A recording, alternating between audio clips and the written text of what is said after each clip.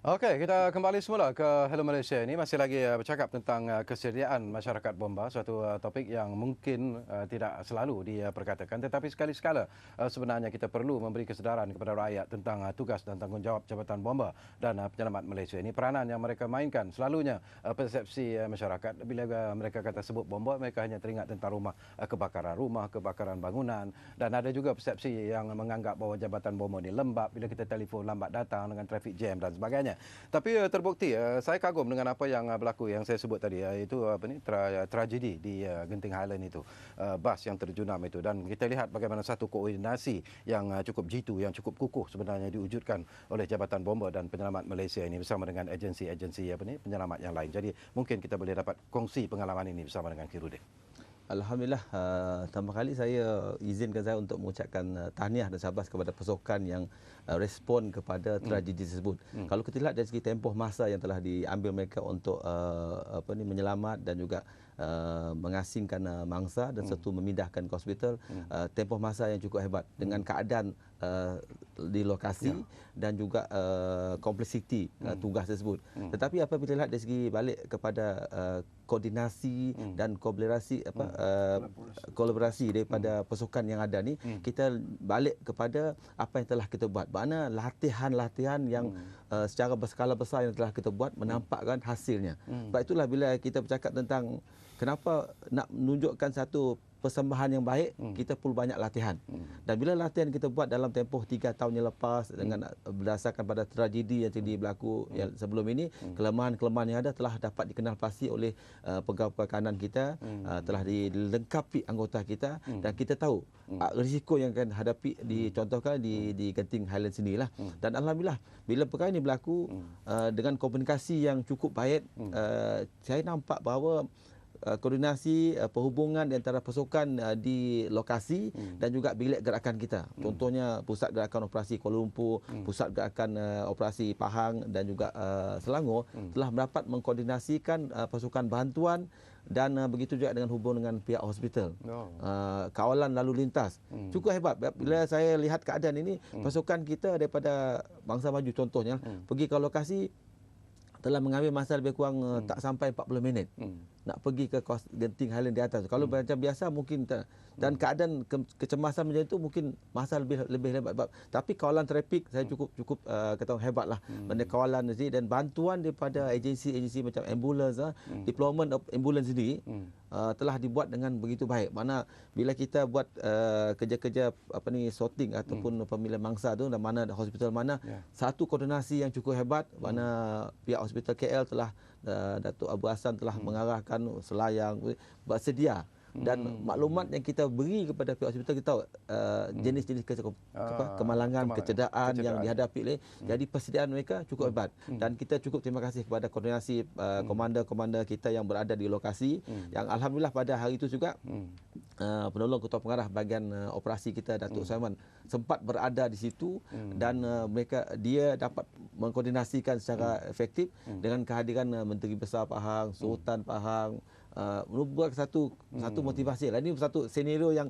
saya cakap cukup boleh kita banggakan, menjadi satu pembakar semangat pada pasukan kita lah. Itu menarik, Khairuddin. Datuk Wan, kalau kita lihat tentang respon tentang feedback yang kita terima daripada masyarakat, ini jelas bahawa matlamat apa yang dihajatkan oleh Tan Sri KSN sendiri untuk memasyarakatkan perkhidmatan kerajaan itu sudah terbukti dengan apa yang berlaku sebenarnya sebagai contoh di Genting Highland itu. Jadi apa yang harus masyarakat tahu sebenarnya, Datuk Wan, bila kita bercakap tentang Jabatan Bomba dan Penyelamat Malaysia ini, supaya masyarakat boleh mengetahui, memahami dan sekiranya ataupun menjiwai apa yang dilakukan oleh jabatan sendiri, Datuk? Secara umumnya lah, any department lah, mana-mana jabatan juga, dia tidak boleh bekerja bersendirian. Kita perlukan sokongan daripada masyarakat. Bomba saja kalau kita kata kita boleh membuat pelbagai program, tapi dia tak cukup kalau sekiranya masyarakat tidak bersama-sama dengan program bomba. Jadi kita dengan masyarakat ni, apa yang paling penting pada kita ialah dari segi kita nak tingkatkan kesedaran orang ramai berhubung dengan perkara yang berkaitan dengan keselamatan. Kita nampak banyak berlaku dalam kita punya kajian kita, kebakaran, kemalangan sebagainya. berlaku berpunca daripada sikap manusia sendiri. Sikap kita lah. Maknanya, dan ini kalau kita boleh perbaiki, kita boleh tingkatkan, saya rasa kita boleh dapat kurangkan dari segi kemalangan, termasuklah kebakaran, termasuk juga kemalangan jalan raya. Kalau kita tengok yang semalam pun mungkin kejadian di Genting tu kan, mungkin adalah sedikit kata kerana disebabkan oleh laluan tu di divert kerana ada maintenance jalan kan. Tetapi itu tidak menjadi sebab kenapa kita perlu kata, sebab itu memang laluan itu memang sangat diketahui berbahaya, tapi masih juga berlaku kecemasan. Saya ingin tambah tadi berkaitan dengan kejadian di Genting, sebab ini begitu menarik diketahui lah. Kerana kita tidak kalau kita tidak kita tak sedar lah sebenarnya apa yang berlaku di kejadian itu. Ini nampak simple, tetapi sebagaimana yang disebutkan oleh Tuan Khairuddin tadi, dia ini berlaku kerana disebabkan oleh latihan yang kita telah jalani dan yang kita selalu amalkan. Yang penting dalam operasi begini ialah dari segi masa. Kalau kita tengok mana-mana kejadian kecemasan pun, masa itu sangat kritikal. Jadi bila kita tengok sini, dalam masa 1 jam, kita telah pun dapat mengeluarkan kesemua 16 orang mangsa. Jadi ini satu pencapaian yang begitu hebat.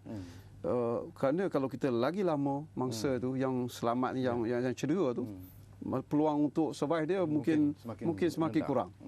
Dalam keadaan curun yang begitu dalam, lebih kurang 200 kaki, mana kecerunan dia tu, maknanya kita boleh anggota kita turun ke bawah, dapat mengasingkan antara yang cedera dengan yang dah meninggal, dan dapat mengeluarkannya dalam masa 1 jam, dah telah pun sampai ke hospital. Jadi itu salah satu sebab mengapa 16 orang tadi semuanya selamat.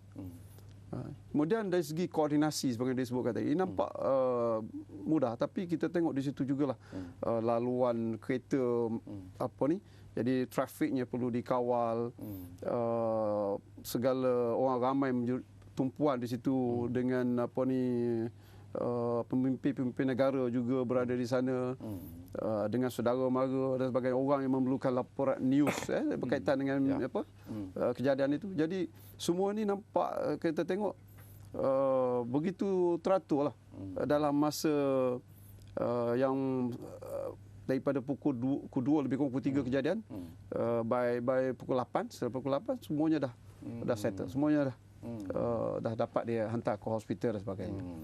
Dan ini satu pencapaian yang baiklah. Okey, ekoran daripada apa yang berlaku itu, barangkali saya juga tertarik hati apabila Jabatan Bomba dan Penyelamat Malaysia ini memperkenalkan apa yang dipanggil Khairuddin sebagai pasukan bomba community.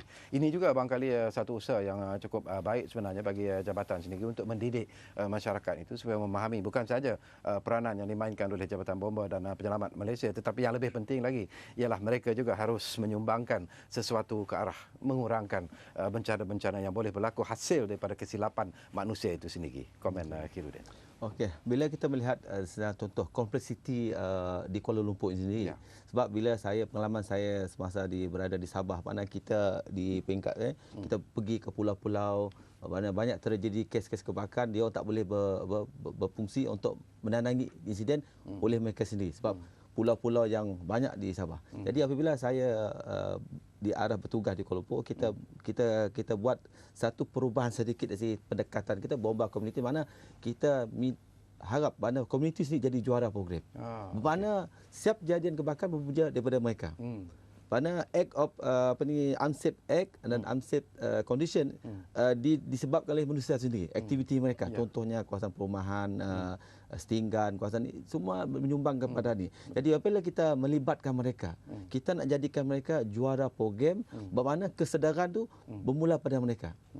So bila kita cakap 5 minit pertama terjadi kejadian kebakaran tu, sepatutnya masa ketika sebut kalaulah komuniti sendiri mereka boleh bertindak memadam kebakaran ni, kehadiran pasukan bomba cuma nak buat siasatan dan tidak ada kesusahan. Sebab dalam konsep ini kata orang peperangan melawan kebakaran ni peperangan yang tiasa kalah.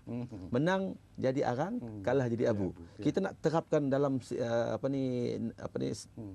setiap naluri kita punya pemikiran masyarakat kita bahawa yang penting dah mereka. Sebab selalu berlaku kebakaran bila tanya salahkan bomba, salahkan bomba. Saya kata soalan saya pertama selalu saya tanya dengan pihak media.